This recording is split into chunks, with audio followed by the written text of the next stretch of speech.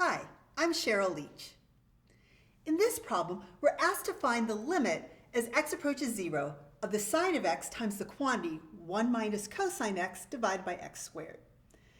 Now my first instinct is to try to use direct substitution to evaluate this limit, but let's see what happens when I do that. The sine of 0 is 0. The cosine of 0 is 1, so this difference will be 1 minus 1, which is 0. My numerator, therefore, is 0 times 0, which is 0. However, my denominator is also going to be 0, which means I get 0 over 0, which is an indeterminate form. That's never the answer to a limit problem.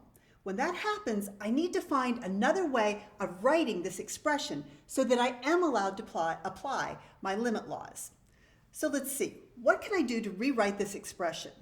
Well, it looks like a fairly complicated fraction, and there's a lot of multiplication and division in it. So one way you might rewrite it is to split this one complicated fraction into the product of two smaller fractions. So let's try doing that. We'll take the limit as x approaches 0, and I'll use the sine of x divided by x times my quantity 1 minus cosine x divided by x. Notice the product of those two fractions is the same as my original fraction.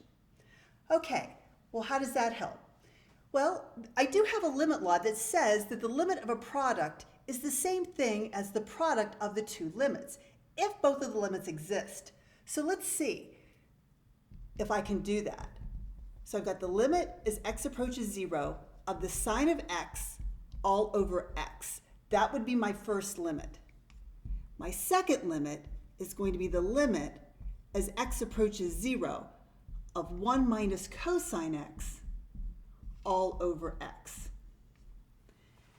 Now when I try to evaluate both of these limits, the first one, it looks like I'm getting 0 over 0 again, which again is indeterminate, so I can't do that.